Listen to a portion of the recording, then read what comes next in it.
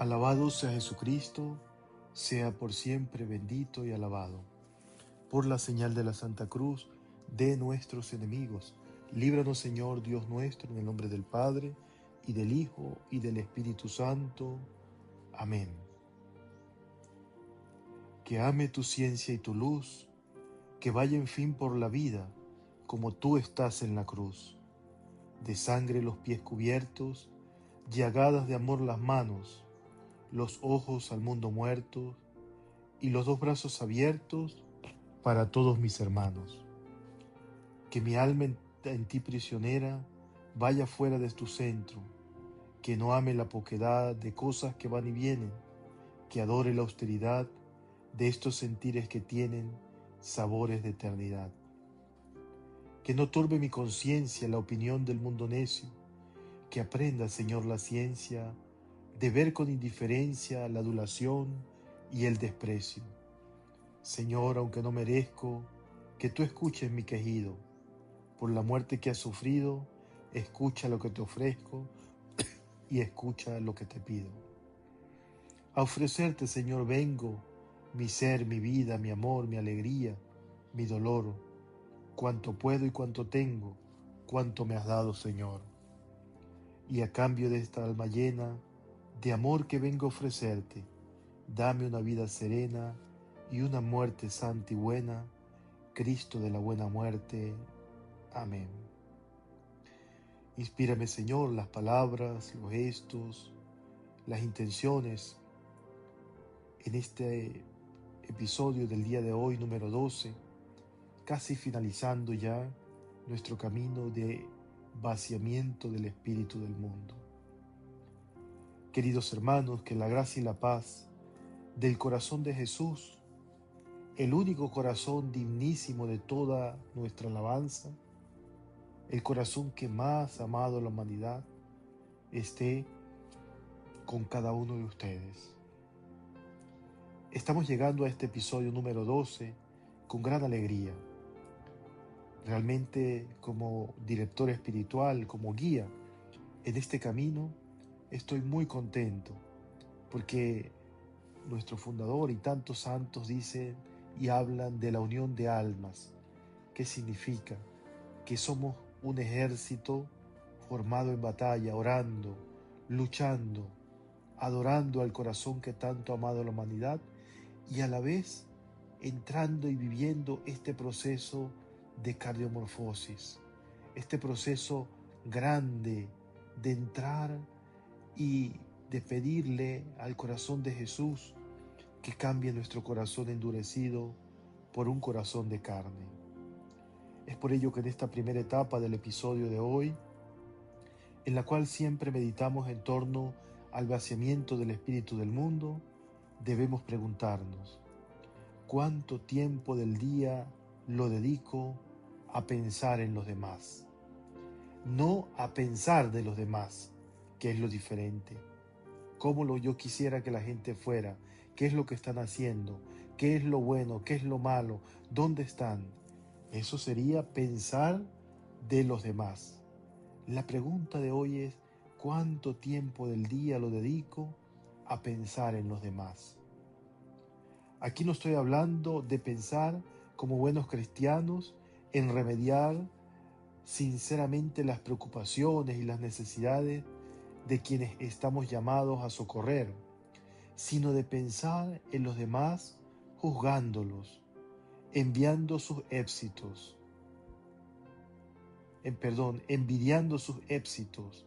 codiciando sus vidas y mirando con tristeza nuestra propia realidad. ¿Cuántas veces no nos sorprendemos pensando así y renegando de lo que hasta ahora no nos ha tocado la suerte vivir? Esta aptitud mundana se puede resumir, queridos hermanos, en una frase muy gráfica que usan los americanos para describirla: el césped siempre es más verde en la casa del vecino. La grama es más bonita en la casa de mi vecino. O las uvas de mi vecino son más dulces que las mías. Esto sucede cuando no tenemos una vida interior lo suficientemente fuerte, lo suficientemente madura, lo suficientemente llena del Espíritu de Dios y más llena del Espíritu del mundo. Vaciarse del mundo es esforzarse por desterrar de los pensamientos y la conducta del mal espíritu, que es la excesiva preocupación por los demás, el qué dirán, la comparación, la envidia, el ser intrépido, la mala costumbre de entrometerse en la vida y en los asuntos ajenos, y por supuesto, de lo que ya hemos hablado en otras oportunidades, el chisme. Todas estas cosas no son más que vicios del pensamiento, que nacen del espíritu mundano que todavía habita en nosotros.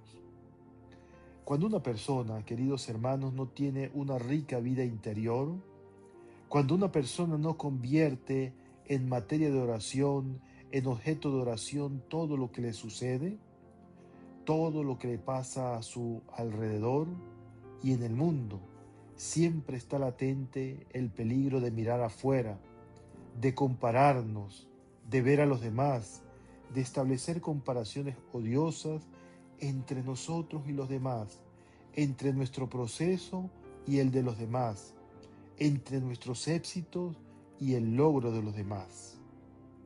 Vaciarse del mundo es abstenerse de la idealización, de ese salir fuera de nosotros para encontrar y creer que realmente el pasto, el césped, es más verde en la casa del vecino. Lo peor de todo es que casi seguro ese vecino tendrá sus problemas y se quejará de lo que no tiene, mirando el césped o el pasto o la grama del otro lado. El riesgo de entrar en una espiral de compararnos frente a todo y a todos radica en que es muy difícil que podamos llegar a estar contentos, ya que creemos que siempre habrá algo mejor esperándonos y por lo mismo nunca estaremos suficientemente contentos de lo que tenemos. Una de las grandes virtudes que debemos desarrollar en nuestra vida, incluso debemos enseñarla a nuestros hijos, a nuestros seres queridos, a nuestros subalternos, a las personas que guiamos y acompañamos, es el de la gratitud. A veces a mí me llama muchísimo la atención, de manera especial cuando veo a personas humildes, con alguna deficiencia, a personas muy pero muy humildes, que le dan gracias a Dios por todo lo que les pasa, incluso por las cosas menos buenas. Esa es una persona con un espíritu interior, con una vida interior fundada en Dios. Así como existen los círculos viciosos, también, queridos hermanos, existen los círculos virtuosos.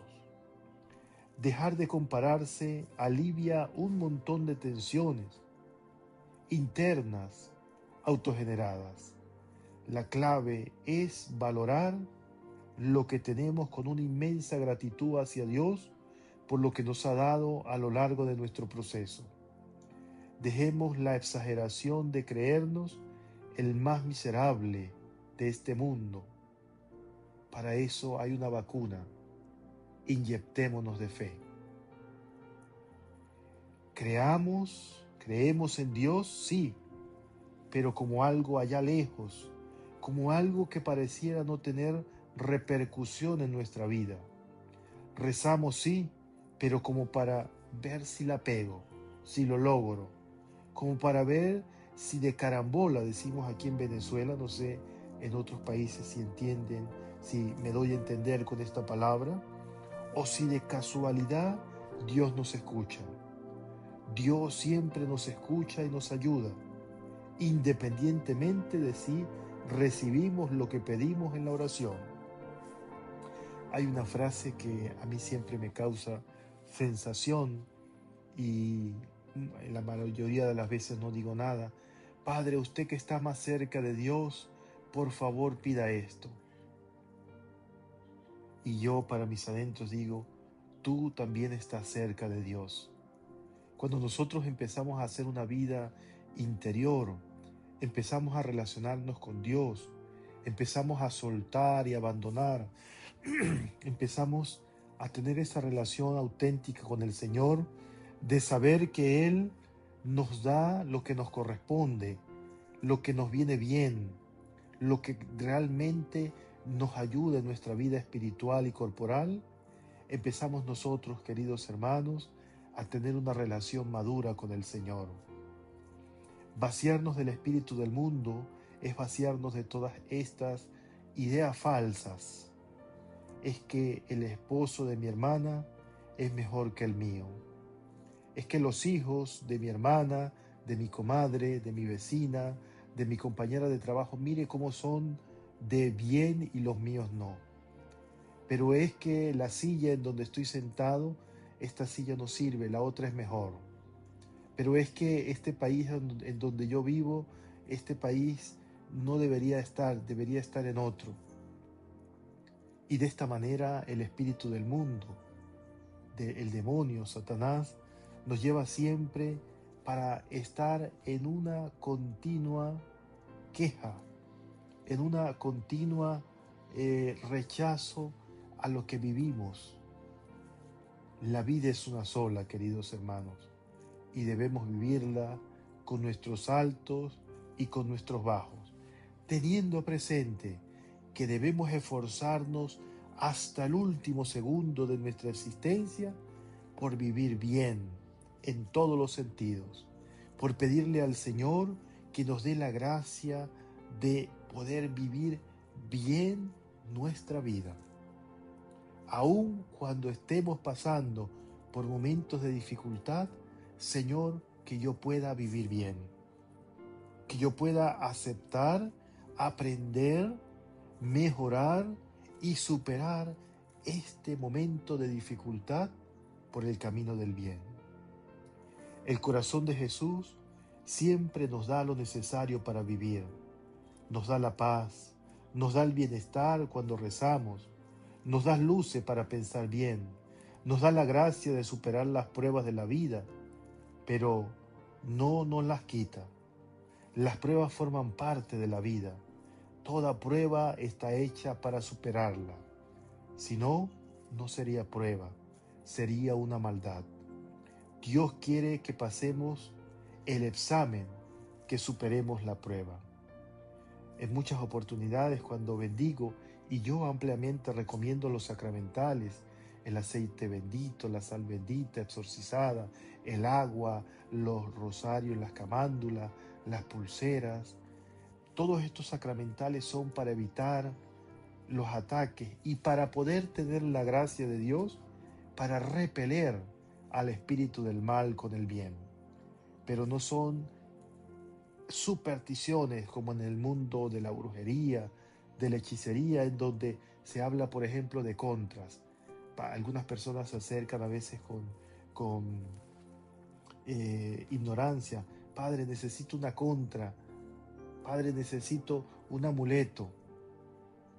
Nada de eso existe en el mundo católico. Existen los sacramentales, pero no porque no nos va a pasar nada, sino porque si nos llega a pasar, si el enemigo pretende atacarnos, nosotros seremos más fuertes que él para poder repeler y para poder contraatacar con la gracia divina de Dios, de la Virgen, de los santos. Les invito hoy, queridos hermanos, a preguntarnos cuánto tiempo del día dedican a pensar en los demás. Prestemos atención. Aquí no estoy hablando de pensar sinceramente en las preocupaciones y necesidades de los demás, a quienes como buenos cristianos estamos llamados a socorrer. Me refiero en cambio a pensar en los demás juzgándolos, envidiando sus éxitos, codiciando la vida de los demás y mirando la tristeza de nuestra propia realidad. ¿Cuánto tiempo dedicamos a pensar en los demás, añorando lo que ellos tienen, lo que ellos son? Y tristemente, en muchas oportunidades, lo he comprobado, incluso en la familia, entre hermanos, entre primos, entre parientes, toda la vida pensando en los demás para compararnos con ellos. En oportunidades formamos hasta así a nuestros hijos, pero es que ya tú no eres como tu hermano, es que tú no eres como tu primo, es que tú no eres como tu papá, es que en la edad que cuando tenía tu edad yo hacía esto y hacía lo otro. Todos estos son pensamientos del espíritu del mundo que no nos dejan tener un corazón humano como el de Jesús. Yo recuerdo una bella experiencia. Hace poco soñé con ella, una señora que cuando era muy joven iba a su casa y me llamaba la atención porque vivía en humildad, vivía en humildad. No le faltaban las cosas, no era que le faltaran cosas, pero era una persona sencilla. Pero me llamó siempre la atención y me gustaba muchísimo ir a saludarle, porque casi siempre me decía, es que yo soy muy feliz. Realmente Dios ha estado muy bien conmigo. Realmente el Señor me ha dado muchísimo más de lo que yo merezco y de lo que yo tengo. Y esto, queridos hermanos, ha sido una lección para mi vida también. Y les invito a ustedes a pensar, no significa que nosotros estemos llamados a, ¿cómo se dice la palabra? No se me viene ahora, acostumbrarnos al mal. Dios no quiere que estemos sumergidos en la pobreza, que no tengamos las cosas necesarias, que no nos esforcemos por pedirle a Él tener una buena esposa, un buen esposo, un buen trabajo, unos buenos medios económicos. Pero eso llegará en tanto y en cuanto yo me sepa relacionar bien con el Señor. Señor, yo hago todo lo que tengo a mi alcance, tú dame la gracia necesaria, suficiente, para superarlo en abundancia. Por eso hoy meditamos con gran devoción una bella letanía, y aquí entramos en materia en la segunda parte de nuestro episodio del día de hoy. Corazón de Jesús, dignísimo de toda alabanza, ten piedad de nosotros. No está bien llamar ídolo a una persona a la que admiramos, pues el único que merece un culto de latría, es decir, de alabanza, de adoración, es Dios. La digna alabanza al corazón de Jesús nace en aquel momento único en la que la historia, en el que Dios Hijo, apenas al nacer, recibió la alabanza de los ángeles, de los pastores y de los reyes magos que fueron a visitarlo. Pero ya antes, en el seno de su madre, repetimos con Santa Isabel, la prima de la Santísima Virgen María, palabras de alabanza. Bendito es el fruto de tu vientre. Jesucristo, queridos hermanos, está en la gloria de Dios Padre. De esta gloria rodeó el Padre y el Espíritu Santo el corazón de su Hijo glorificado. Esta gloria se anuncia por los siglos. Quizá de nuestros labios no brota mucho la oración de alabanza, sino casi siempre las oraciones de petición. La oración de alabanza no es decir 1000 veces, yo te alabo, Señor, yo te bendigo, yo te doy gracias. La más bella oración de alabanza es reconocer mi nada y mi pequeñez ante el abismo de la insondable infinitud y grandeza de Dios. La más grande alabanza que le podemos dar a Dios, al corazón de Jesús, al cual hoy adoramos como dignísimo de toda alabanza, nace de el reconocernos pequeños, frágiles, necesitados del auxilio divino, de la grandeza de Dios frente a todo lo creado. Decía San Ignacio de Antioquía que cuando nos reunimos para la alabanza divina, se debilita el poder de Satanás. Centrémonos en hacer de nuestra vida una alabanza agradable al Padre y tratemos de hacerla conjuntamente con nuestras obras. Las letanías del corazón de Jesús que estamos rezando a lo largo de esta preparación son una excelente oración de alabanza. Cuando nosotros participamos de la Eucaristía, de la misa, estamos participando de la más grande alabanza que nosotros podemos darle al Señor. Por eso yo siempre digo que la Eucaristía no es para nosotros ir a sentirnos bien, no es para nosotros ir a hacer un show, no es para nosotros ir a presentar cosas extraordinarias, es para ir a descubrir que lo más grande, lo más santo, lo más puro que existe, una vez más se entrega, se dona, se inmola por cada uno de nosotros. Esta es la más grande alabanza que le podemos dar al Señor, cuando nos reconocemos pequeños frente a lo grande de Dios.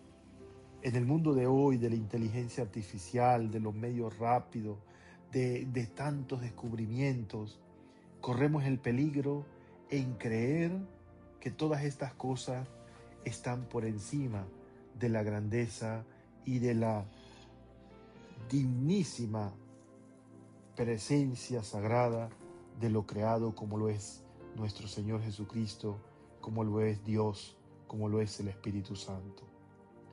Queridos hermanos, para la tarea del día de hoy les pido que ojalá lo puedan hacer de rodillas, en su casa, en el Santísimo Sacramento, en algún lugar donde estén y donde puedan. Arrodíllense y recen al Señor un Padre Nuestro. Recen al Señor un Gloria y díganle: Señor, sea para ti toda alabanza y gloria. Sea para ti, Señor, toda alabanza que en el mundo podamos darte. Que yo siempre esté dispuesto y que nunca me canse de alabarte en mi propia vida.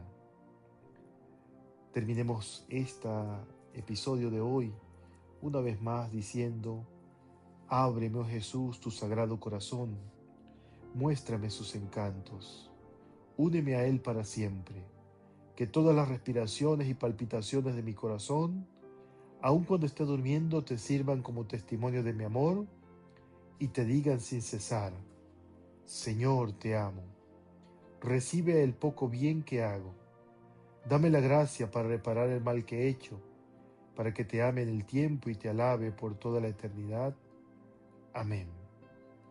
Gracias, Señor, por acompañarnos en este transitar. Estamos a punto de finalizar esta segunda fase en la cual esperamos vaciarnos del espíritu del mundo. Danos la gracia de la perseverancia, danos la gracia del discernimiento para poder llegar a tu presencia y que tú puedas transformar nuestro corazón de carne, nuestro corazón de piedra, por un corazón de carne y de amor como el tuyo. Amén. Sagrado corazón de Jesús, en ti confío.